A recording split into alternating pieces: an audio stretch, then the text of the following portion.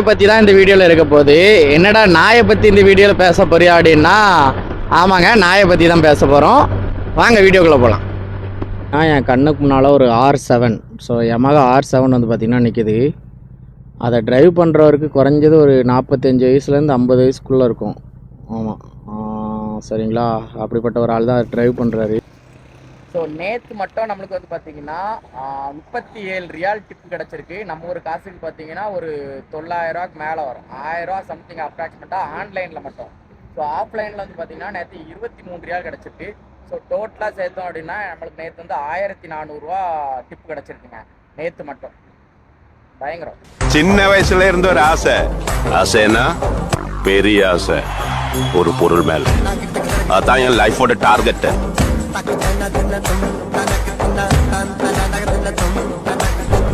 Hello guys, welcome back to our channel. நான் உங்கள் rider Surya. ஐயோ, ஸ்டார்டிங்லேயே குழம்புது. ஓகேங்க, நான் வந்து பார்த்தீங்கன்னா சவுதி அரேபியா ரியாத்தில் வேலை பார்க்குறேன். ஃபுட் டெலிவரி ஜாப் பண்ணிகிட்டு இருக்கேன். ஸோ நல்ல வேலை, நல்ல சம்பளம், நல்லா இருக்கேன் உங்களோட லவ் அண்ட் சப்போர்ட்டோட. ஸோ நம்ம சேனலுக்கு யாராவது புதுசாக வந்தீங்கன்னா மறக்காமல் சேனலை சப்ஸ்கிரைப் பண்ணிடுங்க. கீழே இருக்க பெல் பட்டனையும் மறக்காமல் கிளிக் பண்ணிடுங்க. அப்படின்னா நம்ம போடுற வீடியோஸ் உங்களுக்கு நோட்டிஃபிகேஷன் வரும். ஸோ நம்ம சேனலை சப்ஸ்கிரைப் பண்ணி வச்சிங்கன்னா உங்களுக்கு என்ன பெனிஃபிட் அப்படின்னா, உங்களுக்கு என்ன இந்த வீடியோ நம்ம சேனல் மூலமாக என்ன யூஸ்ஃபுல் இருக்க போகுதுன்னா, நம்ம சேனலில் இந்த அப்ராட் வீடியோவை பற்றி நம்ம வீடியோ போடுவோம். அப்ராடில் இருக்க ஜாப் பற்றியோ, இல்லை இங்கே உள்ள கல்ச்சர் பற்றியோ, இல்லை டிராஃபிக்கை பற்றியோ, இல்லை இந்த டிரைவிங்கை பற்றியோ, ஸோ இந்த மாதிரி விஷயங்களை பற்றி நம்ம வீடியோ போடுவோம். ஸோ இந்தியாவில் இருக்கும்போது வந்து பார்த்திங்கன்னா நம்ம இந்தியாவில் நம்ம நிறைய ரைட் போயிருக்கோம். ஸோ தமிழ்நாடு, கேரளா, கர்நாடகா, ஆந்திரா, ஸோ இந்தியாவில் இருக்க மொத்தம் மோர் தென் ஒரு 75 ஸ்டேட் நம்ம வந்து கம்ப்ளீட் பண்ணியிருப்போம். பர்சன்டேஜ் ஸ்டேட் கம்ப்ளீட் பண்ணியிருப்போம். சரிங்களா? ஸோ இந்த மாதிரி வீடியோஸ்லாம் போட்டிருக்கோம். நம்ம லடாக் ட்ரிப் பண்ணியிருக்கோம். ஸோ இந்த மாதிரி நிறைய விஷயங்கள் நம்ம பண்ணிட்டு போவோம். பைக் ரிலேட்டடான வீடியோஸ்லாம் நம்ம சேனலில் வரும். ஸோ அதனால் உங்களுக்கு யூஸ்ஃபுல்லாக இருக்கும். அதனால தான் சொல்கிறேன், மறக்காமல் சேனலை சப்ஸ்கிரைப் மட்டும் பண்ணி வச்சுங்க. சரிங்க, இன்றைக்கி நம்ம வந்து ஒரு வீடியோ, ஏன்னா நான் வந்து 2-3 நாளாக நம்ம வந்து இங்கே வெளிநாட்டில் இருக்கோம். நம்ம ஊரில் நடக்கிறதெல்லாம் ஃபோனில் அதிகமாக கேட்குறத விட இந்த சோசியல் மீடியாவில் தான் நம்ம அதிகமாக பார்ப்போம். இந்த ஃபேஸ்புக், இன்ஸ்டாகிராம் அந்த மாதிரி விஷயத்தில் நம்ம பார்க்குறது, அது நம்மளுக்கு வாட்ஸ்அப்பில் ஃபார்வர்ட் மெசேஜ் இந்த மாதிரி தான் பார்ப்போம். அப்படி நான் வந்து ஃபேஸ்புக்கில் நான் பார்த்துட்டே இருந்த ஒரு மெசேஜை பற்றி தான் நான் பேச போகிறேன். அதில் நான் வந்து அந்த விஷயத்தால் நான் பாதிக்கப்பட்டிருக்கேன். அதனால் இதை நம்ம பேசலாம் அப்படின்ட்டு ஒரு தைரியத்தில் நான் எடுத்து பேசுகிறேன். அது மட்டும் இல்லாமல் பேசுகிறவங்க எல்லாத்தையுமே திருப்பி அடிக்கிறீங்க. அதனால் நம்ம பேசி பார்ப்போம், நம்மளை அடிக்கிறாங்களா இல்லையான்னு பார்ப்போங்கிட்டு ஒரு இதில் தான் இந்த வீடியோ நம்ம பேச போகிறேன். கண்டிப்பாக இன்ட்ரெஸ்டிங்காக இருக்கும். உங்கள் லைஃப்பில் கண்டிப்பாக நடந்திருக்கும். இப்போ நான் பேச போகிறது எதுவுமே உங்கள் லைஃப்பில் நடக்காமலாம் இருந்திருக்காது, கண்டிப்பாக நடந்திருக்கும். அப்படி யாருக்காவது நடந்திருந்துன்னா கமெண்ட் பண்ணுங்கள். சரிங்களா? ஒன்றும் பிரச்சனை இல்லை. ஸோ இந்த வீடியோ பார்க்குற நிறைய பேரோட மனசை இதை காயப்படுத்தலாம். என்னோட இந்த வீடியோ வந்து காயப்படுத்தலாம். சில பேருக்கு வந்து ஆமாம் சரிதானே அப்படிங்கிற மாதிரி இருக்கலாம். சரிங்களா? பாதிக்கப்பட்டவங்களுக்கு இது சரிதானங்கிற மாதிரி இருக்கும். பாதிக்கப்படாதவங்களுக்கு என்னடா இப்படிலாம் பண்ணுறாங்க அப்படிங்கிற மாதிரி இருக்கும். சரிங்களா? அதுதான் இதை நான் ஃபஸ்ட்டே சொல்லிக்கிட்டேன். அப்படி யாருக்கா இருந்துச்சுன்னா என்னோட லைஃப்பில் நடந்ததை தான் நான் இந்த வீடியோவில் சொல்கிறேன். அதனால் கண்டிப்பாக அது தப்பாக இருக்காது. சரிங்களா? நடந்திருக்கு, அதனால தான் சொல்கிறேன். வேற ஒன்றும் இல்லைங்க. நம்ம கவர்மெண்ட் வந்து பார்த்திங்கன்னா தெருநாய்களெல்லாம் பிடிச்சி கருணை கொலை பண்ணுறதோ, இல்லைன்னா வந்து பார்த்திங்கன்னா அவங்கள தனியாக ஒரு ஸ்டேஷனில் அடைச்சி வைக்கிற மாதிரியோ ஒரு ரூல்ஸ் வந்து பார்த்திங்கன்னா இது பண்ணியிருக்காங்க. எனக்குமே பார்த்திங்கன்னா அதோட ப்ராப்பர் நியூஸ்லாம் தெரில. பட் அதை பற்றி பேசின எல்லாத்தையுமே பார்த்திங்கன்னா நிறைய விஷயங்கள் மிரட்டல் வரைக்கும் விட்டுருக்காங்க. ஒன்றும் இல்லை, நம்ம தலைவர் ஜிபி முத்து வந்து பார்த்திங்கன்னா அதுக்கு அகேன்ஸ்டாக ஒரு வீடியோ போட்டிருந்தாங்க. ஸோ அது பண்ணுறது கரெக்டு தான், அந்த மாதிரி பண்ணுறது தப்பு கிடையாது, நாய்களை பிடிச்சி நம்ம கருணை கொலை பண்ணுறது தப்பு கிடையாது, தெருநாய்களை பிடிச்சி அப்படின்னு சொல்லி அவர் வீடியோ போட்டிருந்தாரு.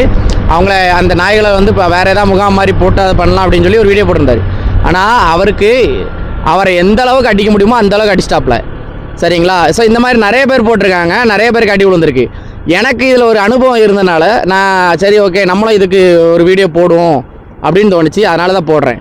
சரிங்களா? என் லைஃப்பில் வந்து பார்த்திங்கன்னா நான் வந்து இப்போ சொல்கிறேன், நான் வீட்டில் வளர்க்குற நாயை வந்து இந்த மாதிரி பண்ணுங்கன்னு சொல்லலை. ஏன்னா எல்லார் வீட்லேயும் ஒரு நாய்ங்கிறது ஒரு பெட் அனிமலோட தாண்டி ஃபேமிலி மெம்பர் மாதிரி இருக்கும் சில வீட்டில். எங்கள் வீட்லேயுமே ஒரு நாய் இருக்குது. அந்த நாய் பேர் யுவராணி. சரிங்களா? அடுத்த ராணி அப்படிங்கிறதுனால அதுக்கு யுவராணின்னு நாங்கள் பேர் வச்சுருந்தோம் எங்கள் ரூமில், எங்கள் வீட்டில். ஸோ அது வந்து பார்த்திங்கன்னா எங்கள் வீட்டில் ஃபேமிலி மெம்பர் மாதிரி தான் இருந்து. பட் அது இறந்துட்டு அதுக்கப்புறம் அதோட குட்டி ஒன்று எங்கள் வீட்டில் கிடந்துச்சு. சரிங்களா? அதுக்கு பேர் சாவி அப்படின்னு நாங்கள் பேர் வச்சுருந்தோம். ஸோ இந்த மாதிரி வீட்டில் வளர்க்குற நாய்க்கு நான் அகேன்ஸ்டாக பேசலை. இந்த தெருவில் இப்போ நீங்கள் ஒரு தெருவில் போனீங்கன்னா வீட்டில் வளர்க்குறத விட தெருவில் அதிகமாக இருக்கும். நீங்கள் ஒரு கார்னர் ஒரு ஏரியாவுக்குள்ளே போகிறீங்கன்னா குறைஞ்சி 20 to 25 நாய் நீங்கள் பார்க்கலாம் ஒரு தெருக்குள்ளே. நான் எங்கள் ஊரில் சொல்கிறேன். எங்கள் ஊரில் நீங்கள் ஒரு தெருக்குள்ளே போகிறீங்கன்னா ஒரு தெருக்குள்ள எப்படி பார்த்தாலும் கூட்டமாக கிடப்பாப்புல, ஒரு 5-6 நாய் ஒரு கடையில் கிடக்கும், அப்புறம் இன்னும் 2 நாய் எங்கேயோ கிடக்கும். ஸோ இப்படி எல்லா இடத்துலையும் தெருவில் கிடக்கிற நாயை மட்டும்தான் நான் என்ன சொல்கிறேன், இந்த மாதிரி பண்ணலாம். கவர்மெண்ட் இப்போ சொல்கிற ரூல்ஸுக்கு இந்த கருணை கொலையோ இல்லைன்னா அவங்கள கொண்டு போய் வேறு ஏதாவது ஒரு இது மாதிரி அடைச்சி போட்டு வளர்க்குறதோ, ஸோ இந்த மாதிரி பண்ணலாம் அப்படின்னு நான் சொல்கிறேன். இதில் எனக்கு நடந்த விஷயத்தை நான் சொல்கிறேன். அது மாதிரி நான் பார்த்த விஷயங்கள் இல்லை என்னோடய ஃப்ரெண்ட்ஸ் அனுபவப்பட்டதை வச்சு நான் சொல்கிறேன். ஸோ ஃபஸ்ட் நான் என்ன சொல்லிக்கிடுறேன். ஸோ நான் வந்து பார்த்திங்கன்னா ஃபஸ்ட்டு வந்து மகேந்திராவில் ஒரு ஸ்கூட்டி வச்சுருந்தேன். ஸோ இந்த நம்ம R15 எடுக்கிறதுக்கு நொட்டி வந்து நான் மகேந்திராவில் ஒரு ஸ்கூட்டி வச்சுருந்தேன். ஸோ அந்த ஸ்கூட்டி வந்து பார்த்திங்கன்னா அதிகபட்ச ஸ்பீடே வந்து பார்த்திங்கன்னா 60 தான் போகும். ஏன்னா அது பழைய மாடல் ஸ்கூட்டி, மகேந்திரா ஃப்ளையிங் அந்த வண்டி, சரிங்களா. அதிகபட்ச ஸ்பீடு நல்லா போயிட்டு தான் இருந்துச்சு. அதுக்கப்புறம் அந்த ஸ்பீடு கம்மியாகி 60 தான் போகும்.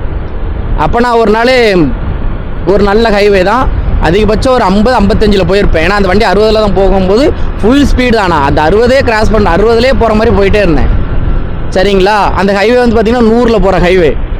எங்கேருந்து வந்தான்னு தெரியாது ஒரு நாய், சரிங்களா. குறுக்கு வந்து விழுந்துட்டான்.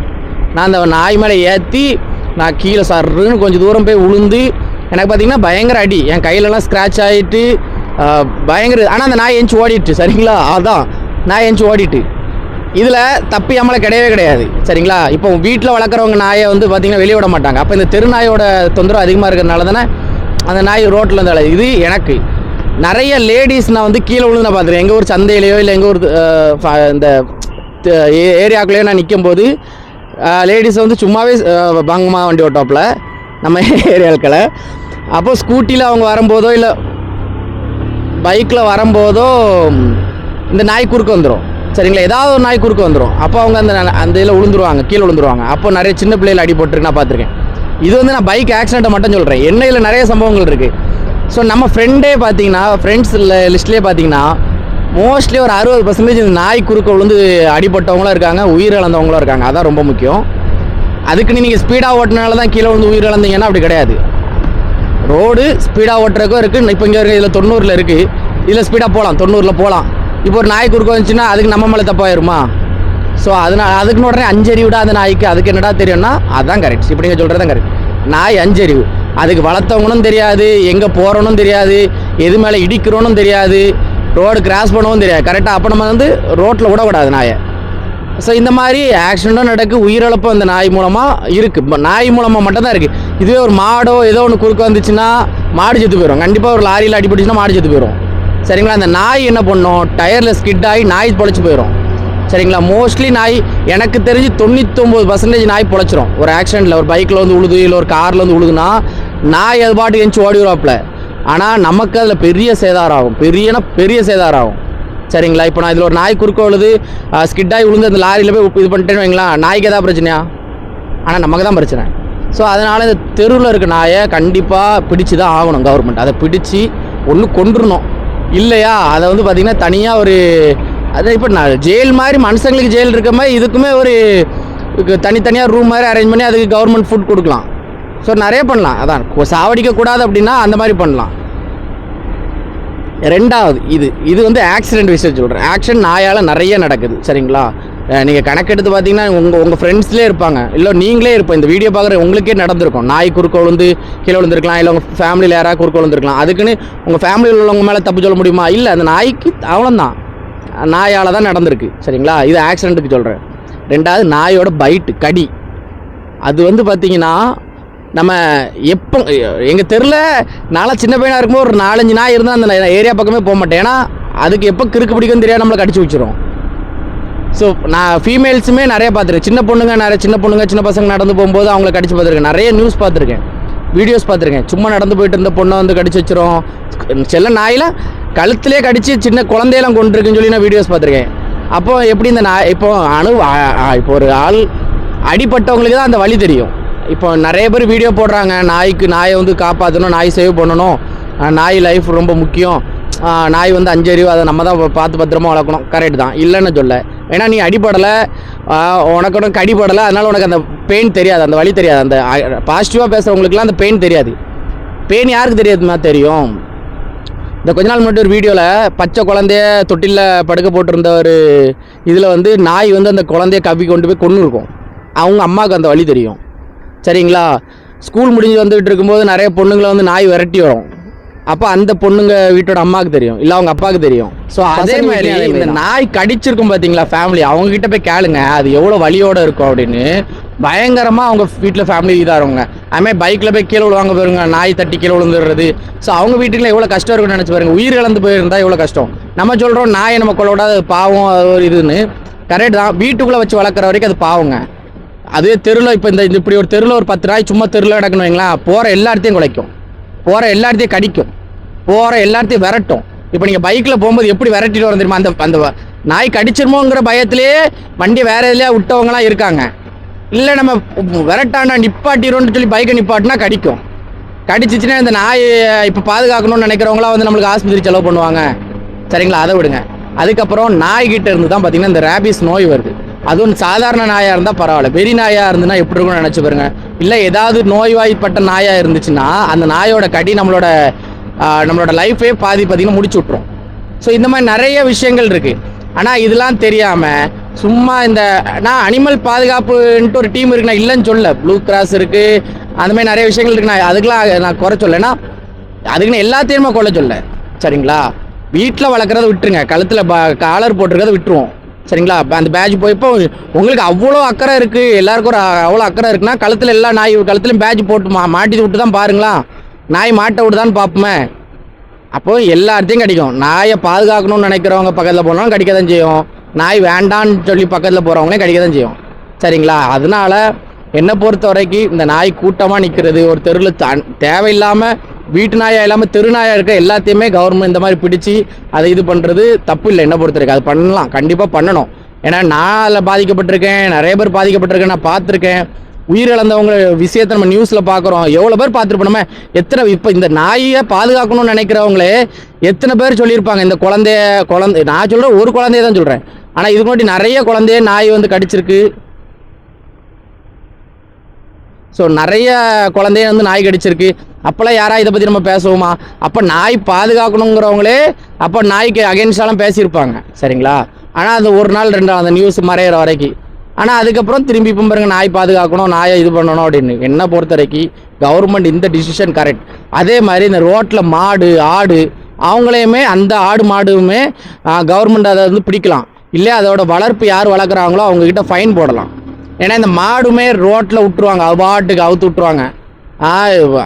அதுக்கு நம்ம தனியாக போட்டு வளர்க்கலாம். நாய் அப்போ நாய் மட்டும் சொல்கிறீங்க, மாடு சொல்ல மாட்டேன்னா மாடுக்கும் அதே கதை தான். மாடு ரோடு வந்து பைக் போகிறக்காவலையோ கார் போகிறக்காவலையோ மட்டும்தான். அதை விட்டுக்கிட்டு சும்மா இந்த ஆடு மாடு கோழி நாயெல்லாம் விட்டா இந்த மாதிரி நடக்கிறது தப்பு கிடையாது. கவர்மெண்ட் பண்ணுறது தப்பே கிடையாது. நான் இதுக்கு வந்து சப்போர்ட் தான் இந்த விஷயத்துக்கு.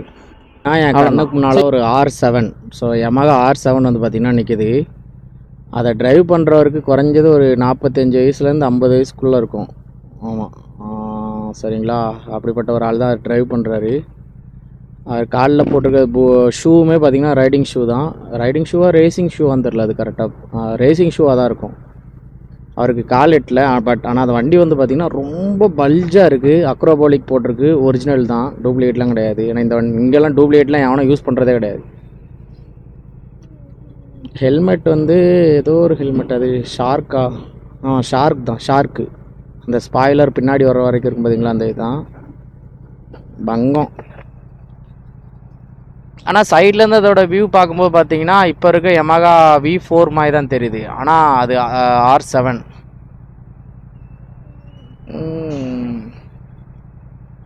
ஆனால் V4ஓட இன்ஜின் வேறு மாதிரி இருக்கும், எல்லாமே வேறு. இது வேற மாதிரி இருக்குது. சவுண்டை பார்த்தீங்களா?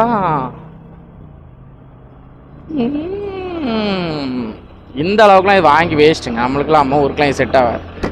நம்ம ஒரு அட்வென்ச்சர் ட்ரிப் போகிறதுக்கு ஒரு BMW GS 310 போதும், நார்மல்.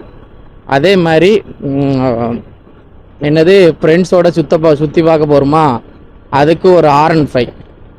சரிங்களா? லாங் ரைட் போகிறோமா, அதுக்கு வந்து பார்த்திங்கன்னா டாமினோ. தெருக்குள்ளே கடைக்கு போயிட்டு வருமா, அதுக்கு வந்து பார்த்திங்கன்னா எக்ஸ்பெல் போதும். இப்படி ஒரு 4 வண்டியை வாங்கி வீட்டில் நறுக்குன்னு விட்டா போதும். அதை விட்டு அதுக்கு இந்த மாதிரி R7 வாங்கி விட்டு அது இதுக்கப்புறம் ஒரு அட்வென்ச்சருக்கு ஒரு வண்டி வாங்கணும், லாங் ட்ரிப்புக்கு ஒரு வண்டி வாங்கணும், தெருக்குள்ளே ஓட்டுறதுக்கு ஒரு வண்டி வாங்கணும், அதெல்லாம் வேஸ்ட். நம்மளோட பக்கெட் லிஸ்ட் 4 வண்டி தான்.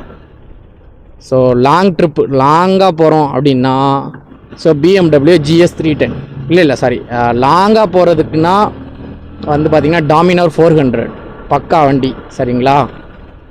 அதில் வேணால் நம்ம ஆல்ட்ரேட் பண்ணிக்கலாம். டாமினார் இல்லைனா ஹிமாலயன் 410 பழைய மாடல், புது மாடல் கிடையாது 410. ஸோ இந்த ரெண்டில் ஏதாவது ஒன்று லாங் ரைடுக்கு நல்லா அட்வென்ச்சர் ட்ரிப் போகிறோம் அப்படின்னா BMW GS 310 பக்காவான ஒரு வண்டி. ஊருக்குள்ளே பசங்களோட சுற்றுறதுக்கு ஒரு வண்டி வேணுமா, அதுக்கு வந்து பார்த்திங்கன்னா R15 அதில் V3ஓ V4 ஏதோ ஒன்று. ஆனால் எனக்கு V3 தான் இன்ட்ரெஸ்ட்டு. V3 தெருக்குள்ளே நம்ம சும்மா இந்த கடைக்கு இடைக்கு போயிட்டு வர்றதுக்கு ஒரு எக்ஸ்பெல் ஜம்முன்னு அவ்வளோதான்.